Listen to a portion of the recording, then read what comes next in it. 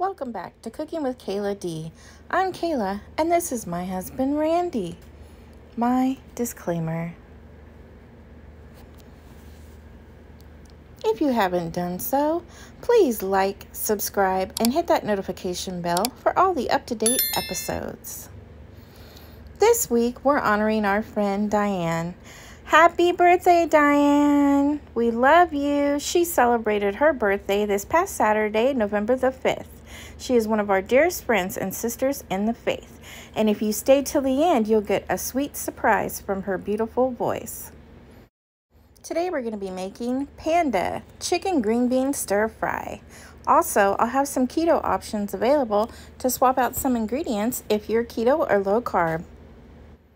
Let's go over the ingredients for our sauce. You want 1/4 cup of soy sauce or coconut aminos if you're keto, 2 tablespoons of brown sugar substitute if you're keto, 1 tablespoon of dry sherry or red wine vinegar, 1 teaspoon of ginger paste or ground ginger, 1 tablespoon of minced garlic, 1 tablespoon of hoisin sauce. Do not use the hoisin if you're keto, 1 teaspoon of garlic, chili sauce, half a teaspoon of sesame seed oil, and 1/4 cup of water. 1 tablespoon of corn starch. Now, if you're keto, you're going to substitute that for xanthan gum. Let's make our sauce. We're going to go ahead and add in our soy sauce or coconut aminos. Next, you want to add in your brown sugar or brown sugar substitute if you're keto. And then you're going to want to add in your dry sherry or your red wine vinegar, whichever one you choose to use. Next, you want to add your ginger paste or some crushed ginger, or you can get some whole ginger and grate it. I just go for the paste. I can keep it in my fridge up to 6 months and use it and keep it on hand. It's lovely. Also, you want to use some minced garlic and get that in there. And then your hoisin sauce, if you're making the regular recipe. If you're keto, you're going to withhold that and just add some fresh shiitake mushrooms. Next, the garlic chili paste. If you don't want to use this garlic chili paste / sauce, you can also use sriracha in place of this. If you don't like spicy, just don't put it in. Next, you want to add your sesame seed oil and get that in there. After that, you want to do a quick whisk to kind of blend those together a little bit. Once you have those slightly blended, then you're going to go ahead and add in that water, and it must be cold water. And then next you want to add in your cornstarch. Now, if you are keto, you will skip the cornstarch and add in xanthan gum. That is your low carb option. After you have that in there, then you want to go ahead and whisk that. And the measurement for the xanthan gum is only 1 teaspoon. It's not a tablespoon. So go ahead and whisk that well until the cornstarch or the xanthan gum is well dissolved within. And once you have that dissolved, you're going to set this aside, and then we'll go ahead and work on our chicken.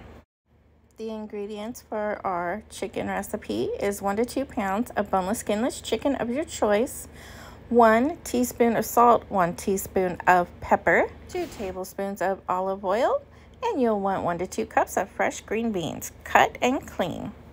To start off, you're going to go ahead and rinse your chicken and put it on a stack of paper towels. I just put like 3 or 4 and folded them and put it on the paper towels. And then after that, you want to take some other paper towels and you want to dry your chicken as well as you can.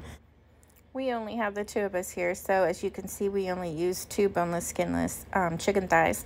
But if you're cooking for a family of 4 or 6, you'll want to use 4 to 6 chicken thighs. If you're using breast, 1 breast is about the size of 2 thighs. Then first, you're going to want to take a knife and you're going to want to cut any excess fat or skin that is left on the chicken off. And then you'll go ahead and cut it into bite-sized cubes. With chicken thighs, it's a little harder to work with, so I kind of try to do it into strips, but there's always a little piece here and there. But you want to get them about the same size, and I was going for about a 1/2 inch to 1 inch size of cube-like pieces, and that way it all cooked evenly. Some of them ended up being a little bit smaller and ended up a little bit more crispy, but that's okay. It all worked out.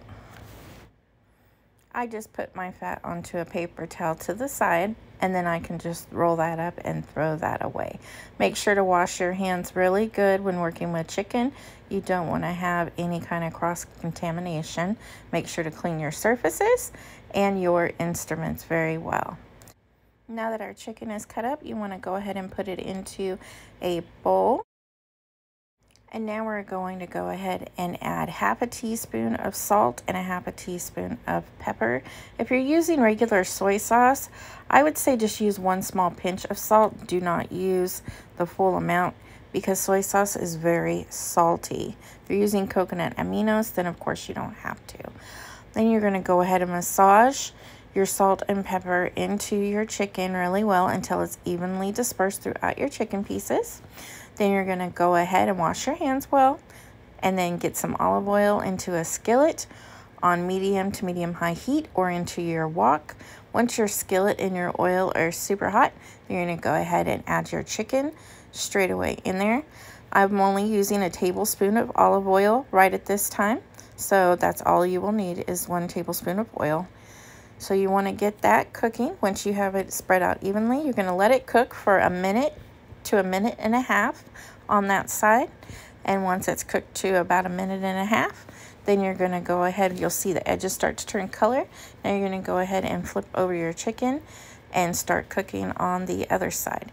You want to continue to cook your chicken for about 60 to 90 seconds and continue flipping until all sides are cooked. If you have a thermometer, I recommend checking your biggest piece of chicken by sticking your thermometer in there, making sure that it is at least 165 degrees. You want to cook your chicken at least 8 to 10 minutes. If you're cooking thighs, with breast, only 6 to 8 minutes is required to be fully cooked. Just make sure that you have your heat on to medium high, so you are cooking your chicken all the way through.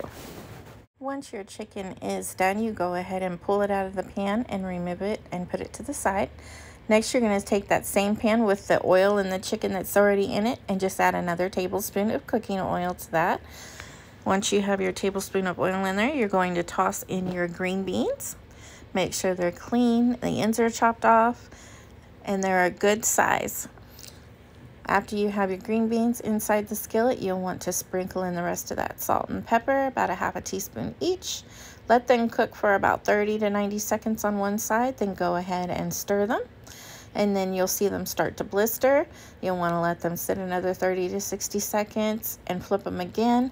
Once you see this nice brown golden blister color on them, then you're going to want to hunt and remove them from the heat. You can go ahead and just add them in with your chicken and set them aside. Now you're going to wipe out your skillet and then add in your sauce that we mixed up earlier. You want to pour that directly in. Turn your heat down to medium-low. You're going to go ahead and stir this around, and you'll notice if you put your corn starch or xanthan gum in, it's going to thicken up really quickly. So you're probably going to have to add some more water into it. This is what mine looked like, and with it looking like this, I added in a cup of cold water, and then I went ahead and mixed that around until it got equally incorporated and blended, and then I just let it sit and bubble for about 30 seconds until it got to the consistency I was looking for, and you can see that here. This honestly only took about a minute and a half to get it to this bubbly consistency. If you want yours thinner, add a little bit more water to it, but make sure it's cold water every time you add it. Now is a good time to add in your chicken and your green beans, and then you're going to go ahead and then toss those together into the sauce. Make sure to mix them well so you're getting that sauce incorporated all over that chicken and all over those green beans. That way it's getting all evenly distributed. I let mine cook for about 30 seconds together just so it all sticks together, and then I top it off with some sesame seeds. You can also add some green onion tops to garnish this. Also, while you're cooking your green beans, after you remove them, if you're doing the keto option, that's when you'll want to go ahead and add in your shiitake mushrooms and cook those before doing your sauce. Now I went ahead and I used my rice and I placed it in a small bowl and tipped it over onto my plate just for presentation. I'm going to go ahead and scoop my chicken and my green beans and that delicious sauce right over the top. And when I tell you this tasted like Panda, it tasted better than Panda. It was like Panda on steroids. It was so good. My husband could not stop eating it. He was in love with the Asian food this night, let me tell you. It was so good. And I like the fact that I ended up using extra water and making more sauce because that sauce got all through our rice. Now, if you are keto, remember to substitute your white rice with cauliflower rice. You can also use the cauliflower fried rice. At this point, I went ahead and just did a little splash onto my plate of some more soy sauce. And then I added some more sesame seeds for garnish onto my plate. You can see it look pretty. So there you go. Panda's chicken green bean stir fry copycat.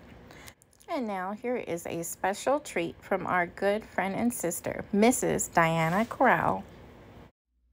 I see a light shining in the distance. It seems so far away from here. Darkness trying to overcome me. It's trying to make me disappear. I know in my heart that I should not fear, 'cause this is not my fight. 'Cause you are greater, you're stronger, your unconditional love is never failed me. You are greater, you're stronger, your unconditional love is never failed me. No matter what I'm going through, Lord, I've learned to trust in you. Greater is He within me than he that's in the world.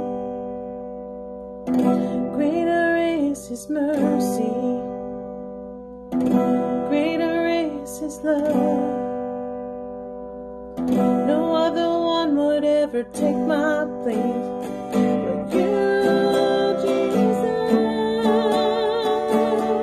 'Cause you are greater, you're stronger, your unconditional love is never failed me. You are greater, you're stronger, your unconditional love is never failed me. No matter what I'm going through, Lord, I've learned to trust in you. No matter what I'm going through, Lord, I've learned to trust in you. And let us not grow weary while doing good, for in due season we shall reap if we do not lose heart. Galatians 6:9. This week we had some visitors from some cute little horsies walking on the beach here in Myrtle Beach, South Carolina. We thought we would share those cute little ponies with you. We had a little bit of rain that day, but the horses came out and took a walk and they seemed pretty happy.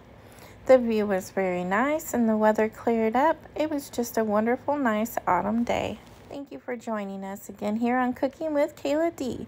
Remember, stay in that kitchen and keep on cooking. God bless. Until next time. Here on the left, you can subscribe to our channel if you haven't already done so. And here on the right are some more delicious recipes just for you.